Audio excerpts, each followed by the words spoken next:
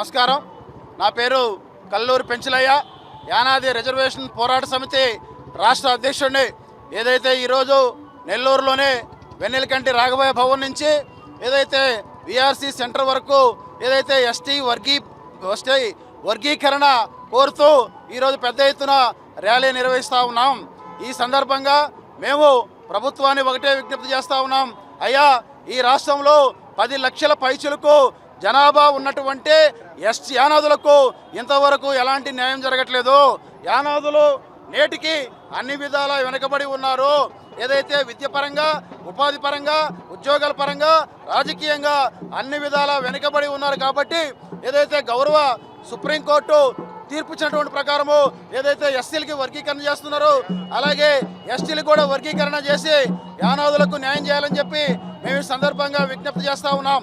ఈ సందర్భంగా కూడా తెలియజేస్తూ ఉన్నాం. ఏదైతే ఈరోజు నెల్లూరులో యానాది రిజర్వేషన్ పోరాట సమితిని ప్రకటించాం. ఏదైతే మీటింగ్లో ఈరోజు యానాది రిజర్వేషన్ పోరాట సమితి ఆధ్వర్యంలో మా యొక్క కార్యాచరణను ప్రకటించబోతా ఉన్నామని చెప్పి ఈ సందర్భంగా తెలియజేస్తూ మేము ఒకటే తెలియజేస్తూ ఉన్నాం. ఏదైతే ఎస్టీ వర్గీకరణకు ప్రభుత్వం వెంటనే చర్యలు తీసుకోవాలి, యానాదులకు న్యాయం చేయాలని చెప్పి కోరుతా ఉన్నాం. మేము ఈ సందర్భంగా ఏదైతే ఈరోజు జరగనున్నటువంటి మీటింగ్లో చర్చించి ఏదైతే జూన్ నెలలో ఏదైతే గౌరవ ముఖ్యమంత్రి గారి స్వగ్రామమైనటువంటి నారావారిపల్లె నుంచి ఎస్టీ వర్గీకరణ సాధన యాత్రను ప్రారంభించబోతా ఉన్నాం. ఈ సందర్భంగా మేము తెలియజేసేది ఏంటంటే ప్రభుత్వాన్ని ఒకటే అడుగుతా ఉన్నాం.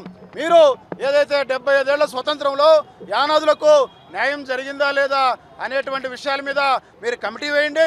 కమిటీ వేసి ఏదైతే కమిటీ నివేదిక తెప్పించుకొని తద్వారా యానాదులకు వర్గీకరణ చేయాలని చెప్పి ఎస్టీ వర్గీకరణ చేసి యానాదులకు న్యాయం చేయాలని చెప్పి కోరుతా ఉన్నాం. మేము అనేక అంశాలు పరిశీలించాం. విద్య పరంగా అన్యాయం జరుగుతూ ఉంది, ఉద్యోగాల్లో అన్యాయం జరుగుతూ ఉంది, ఉపాధిలో అన్యాయం జరుగుతూ ఉంది, ఏదైతే రాజకీయంగా కూడా అన్యాయం జరుగుతూ ఉంది. కాబట్టి మేము న్యాయం చేయమని చెప్పి ఈరోజు యానాది రిజర్వేషన్ పోరాట సమితిని ప్రకటించాం. యానాది రిజర్వేషన్ పోరాట సమితి ఆధ్వర్యంలో భవిష్యత్తు మా యొక్క ఆందోళన అంతా కొనసాగుతుందని చెప్పి ఈ సందర్భంగా తెలియజేస్తూ ఉన్నాం. ఏదైతే కూటమి ప్రభుత్వాన్ని ఒకటే విజ్ఞప్తి చేస్తూ ఉన్నాం.